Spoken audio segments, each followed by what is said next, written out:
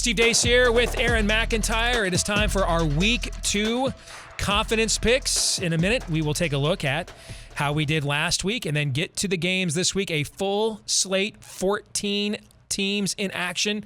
So 14 games to give you a quick hot take and rate on a confidence level 1 to 14 how we are feeling. And of course, Bigger Ten's confidence picks are brought to you by our friends over at BetQL. It's the only sports betting app you're ever going to need. And their best bets computer model scans over 350,000 unique bets per year to give you a best bet recommendation for every game across all major sports, giving you the reasoning behind why you should place the bet.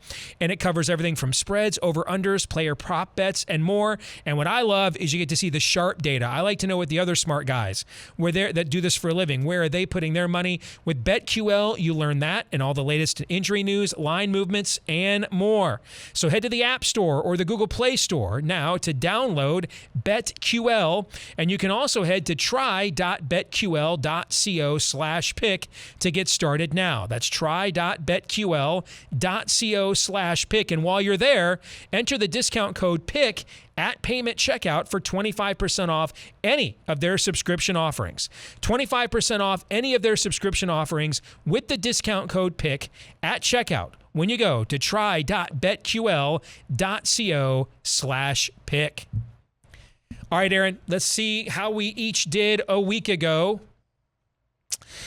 So what's that for me? 19, 27, 34, 39, 43, 47 points for yours truly. How did you do? I came up with 46 for you. I could be mistaken though. I did 35 for me. You're right. It is 46. I added wrong. Not yes. not great. Illinois over UTSA. I tried to warn you about Illinois, bro. I just did not pan out. See, I didn't want to be right. I have an advantage over you as well. I get to see your picks ahead of time, so I'm like, hey, guess what? I'm going to hedge against that. But nope. I got cocky and went with Illinois over the Roadrunners and paid the price for it.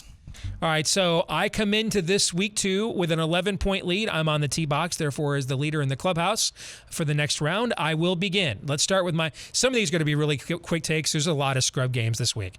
Indiana isn't playing Ida Pimp. They're playing Idaho, okay? So I'm putting 14 on Indiana. Yep, we'll just go through yours again. Okay. And you can't get any better analysis than that folks. Okay. No. Wisconsin's playing the Eastern Michigan, no longer referred to as Hurons. Come on. They're going to blow them out of the water. Maryland is playing a historically black college in Howard. This should probably be a 14-point game, but I'm just going to drop it to 12 for the Mike Loxley factor. All right. Michigan State plays Youngstown State after a big road win at Northwestern. Again, I think a lot of these are just flat-out woodshed beatings, Aaron. My 10-point game is Purdue taking on the UCants, the defending. Tough to go from defending New York Times national champion. That's what UConn was awarded last year for not playing football. They were the only team in college football that made the right decision, said the New York Times. Randy Edsall has quit on his program. That might actually make them play harder. I don't know. But they're just not very good. All right, Penn State now. We're getting some better competition. Ball State, a lot of people think, the best team in the MAC this year, the defending MAC champions. I still think, though, Penn State has way too much firepower. My 8-point game. Nebraska taking on Buffalo, who was one of the best teams in the MAC last year, but a lot of new talent there, new head coach as well. I think Nebraska gets another big win before they go to Norman, Oklahoma. Minnesota against Miami of Ohio. I'm a little worried about this game, where Minnesota's psyche is. Did not like some of what I saw from Tanner Morgan against Ohio State. I still think, though, in the end, Minnesota just bigger, stronger, and faster. Ohio State against Oregon. I'm a lot more confident in this game than just 6 points, but when you look at who most of the rest of the Big Ten is playing, this was the most points I could justify. I think Oregon, looking at a 9 a.m. start and missing its 2 top defensive players, I think are huge factors. Northwestern and Indiana State, man, I don't know. I don't. I'm gonna go. To me, this is a Northwestern fade more than any particular statement on the perceived strength of the Fighting Sycamores. My 4-point game is Virginia over Illinois. Again, I'm a lot more confident than that. But when you look at some of the other games this week, that I just thought it would be a better and prudent investment to put my points there. I'm going to put 3 points on Iowa State over Iowa. I just think what I find fascinating is to see how much the public came in on Iowa plus the points right away, and yet the line moved even stronger to Iowa State. That tells you books don't move lines for the public. They move lines for the sharps. And I think this is finally Iowa State's year. I don't know what to expect with Syracuse and Rutgers. I know Rutgers put up 60 last week, but like we said on Bigger 10, Aaron, I mean, they need to have a 1 yard per play average advantage against Temple. So a lot of that was Temple mistakes. And the game is in the Carrier Dome. And then I'm going to put 1 point on Michigan and Washington. I was actually more confident about this from a Michigan perspective, given the situation before the Washington loss. And now I really don't know what to expect. And I think there's a lot more writing on this game now for Michigan. I think if Washington had still been nationally ranked and Michigan at least played hard and it was a well-fought game and they lost, you still get some form of momentum out of that. But if you're Michigan now and you lose to Washington at home after they just lost to Montana, you really got to wonder now what that does to a team that's still trying to rebuild its confidence after last season. Well said. My 14 spot is Wisconsin over Eastern Michigan. This should be a cakewalk for the Badgers after what we saw last week. Eastern Michigan, I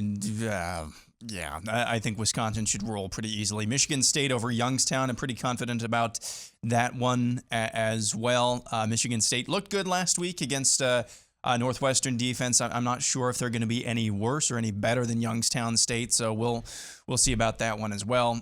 Number 12, I've got Maryland over Howard, same as you, basically the same handicap as well. Indiana over Idaho is my 11 spot. I just don't really see. I don't really see Idaho putting up any fight there. Purdue over UConn. Speaking of things that should be a 14. I mean, UConn, they should actually delete their program for good, not just for a year. UConn is just, as a program, it's just on an ash heap right now. I've got Ohio State over Oregon, a few spots higher than you. I've got them 9. Like I said, on Bigger 10, I've got a sneaking suspicion that this could be a woodshed for Oregon. Number 8, I've got Minnesota over Miami of Ohio.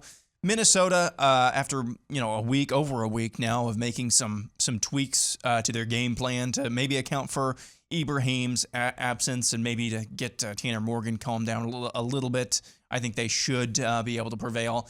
Virginia over Illinois, I've gotten the 7 spot, although, as you said, this could be a pretty tricky game. Number 6, I've got Penn State over Ball State. This one should be higher.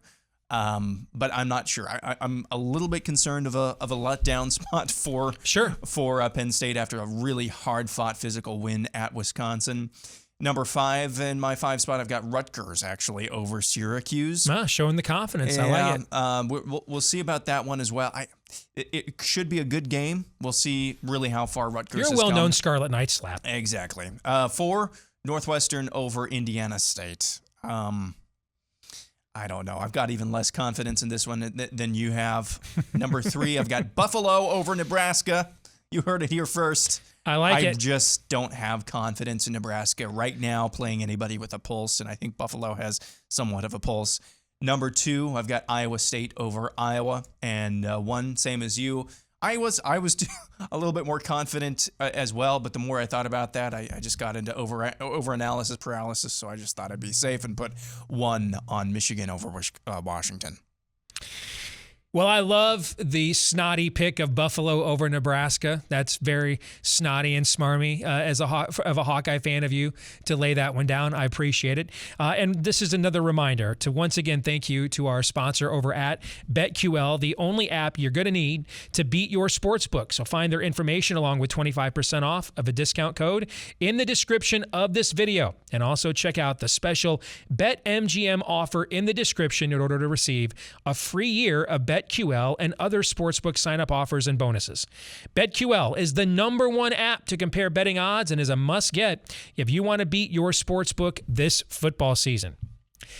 Now, that'll do it for our Week 2 confidence picks. Didn't really spend a lot of time because, frankly, a lot of these games aren't worth a lot of time to analyze. They're warm-ups for tougher competition for Big Ten teams to come later. So, for Aaron McIntyre, I'm Steve Deace. We'll see you next time right here on Bigger 10.